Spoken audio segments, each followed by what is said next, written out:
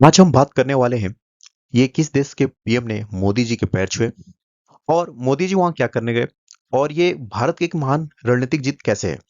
पहले ये वीडियो देख लेते हैं जो सोशल मीडिया पे काफी तेजी से वायरल हो रहा है और मुझे अनुमान है कि अभी तक आप सभी लोगों ने देख लिया होगा। ये जो शख्स प्रधानमंत्री मोदी जी के पैर छू रहे हैं ये पापुआ न्यू गिनी के प्राइम मिनिस्टर जेम्स मरापे हैं। पापुआ न्यू गिनी एक आइलैंड नेशन है जो आइलैंड नेशंस में वर्ल्ड के तीसरे नंबर पे आता है अपनी ज्योग्राफिकल फीचर के हिसाब से।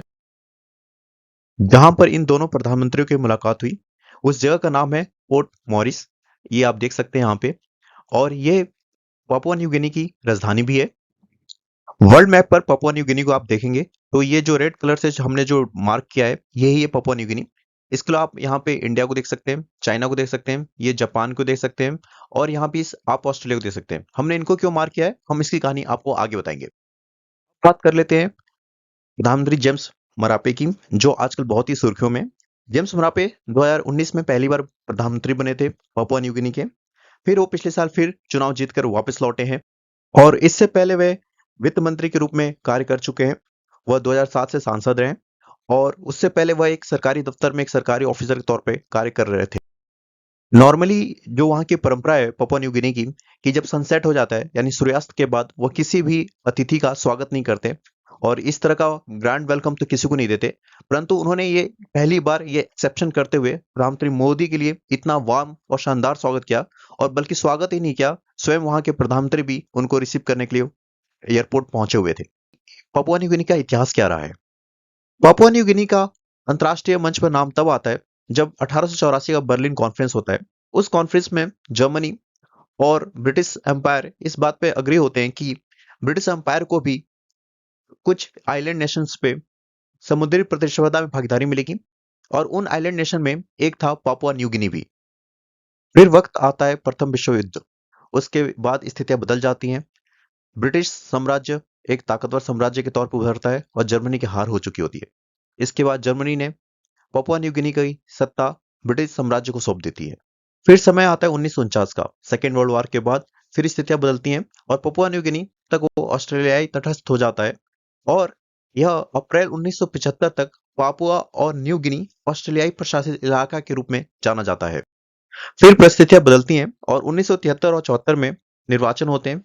उस निर्वाचन में पापुआ न्यू गिनी को स्वतंत्रता मिलती है और 16 सितंबर 1975 को यह देश स्वायत्त देश के रूप में एक फ्री और इंडिपेंडेंट कंट्री के रूप में उभरता है। स्वतंत्रता मिलने के बाद पापुआ न्यू गिनी एक गणराज्य बन गया और उसने अपने एक संवैधानिक सरकार की स्थापना की। अब बात करते हैं असल मुद्दे पे कि आखिर प्रधानमंत्री पापुआ न्यू गिनी गए क्यों।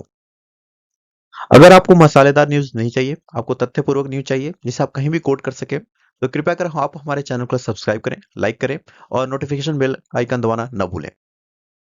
अब बात करते हैं कि प्रधानमंत्री वहां क्यों गए। तो प्रधानमंत्री वहां गए थे फिपिक का थर्ड समिट अटेंड करने। ये फिपिक क्या होता है? FIPIC stand for forum for India Pacific island cooperation. FIPIC में इंडिया के अलावा 14 आइलैंड कंट्रीज और हैं। ये 14 आइलैंड कंट्रीज अगर आप यहाँ पे ग्लोब पे देखेंगे तो ये जो एरिया कवर है ये 14 आइलैंड कंट्रीज इन्हीं में से हैं। उन्हीं में से एक है पापुआ न्यू गिनी। इसके अलावा फिजी, किरिबाती जैसे अन्य आइलैंड कंट्रीज भी शामिल है। तीसरा समिट पापुआ न्यू गिनी की राजधानी पोर्ट मॉरिस में हुआ। ये तीसरा था, इससे पहले दो हो चुके हैं। एक फिजी में हुआ था और दूसरा जयपुर में। अब बात कर लेते हैं इस फिपिक की ऑब्जेक्टिव क्या है। इसका मेन ऑब्जेक्टिव है कि जो भारत है और जो आइलैंड नेशन है उनके बीच के रिलेशन को अच्छा बनाना, बेहतर बनाना और एक दूसरे को कोऑपरेट करना। अब हम अपने आखिरी विषय पर लौटते हैं कि आखिरकार प्रधानमंत्री मोदी का यह दौरा भारत की रणनीतिक जीत के तौर पे क्यों देखा जा रहा है। प्रधानमंत्री मोदी सबसे पहले जापान गए। वहां पे उन्होंने G7 की मीटिंग अटेंड की। G7 की मीटिंग के बाद वो पापुआ न्यू गिनी गए। हालांकि उनके साथ यूएस के प्रेसिडेंट जो बाइडेन को भी जाना था, पर किसी परिस्थितियों की वजह से उन्होंने अपना ये प्लान कैंसिल कर दिया। प्रधानमंत्री G7 की मीटिंग अटेंड कर जापान से पापुआ न्यू गिनी के लिए निकलते हैं। पापुआ न्यू गिनी के बाद उनको ऑस्ट्रेलिया भी जाना है। अगर आप पापुआ न्यू गिनी की भौगोलिक स्थिति को देखेंगे तो आप पाएंगे कि ये जियोपॉलिटिक्स के लिए बहुत ही महत्वपूर्ण है। चूंकि यह आइलैंड नेशन चारों तरफ से समुद्र से घिरा हुआ है, इसलिए यह रणनीतिक तौर पे बहुत ही महत्वपूर्ण बन जाता है। और चाइना जिसकी पॉलिसी रही है डेट ट्रेड पॉलिसी, जिसके अंतर्गत वह छोटे कंट्रीज, छोटे नेशंस को बहुत ज़्यादा उधार देता है और फिर उनको अपने उधार के बदौलत कुछ अपने टर्म्स एंड कंडीशन मनवाने पे मजबूर कर देता है। ऐसी कोशिश चाइना ने पापुआ न्यू गिनी के साथ भी की। उसने पापुआ न्यू गिनी को एक बहुत बड़ी रकम दी और उस रकम के बदले उसने एक मिलिट्री बेस बनाने की मांग रखी। परंतु ऑस्ट्रेलिया और यूएसए के दखल अंदाजी के बाद पापुआ न्यू गिनी ने चाइना को मिलिट्री बेस बनाने से इनकार कर दिया और वहां के प्राइम मिनिस्टर को पब्लिकली आकर इस बात को बोलना पड़ा कि हम चाइना को किसी भी तरह की मिलिट्री बेस बनाने के लिए अपनी जमीन नहीं दे रहे हैं।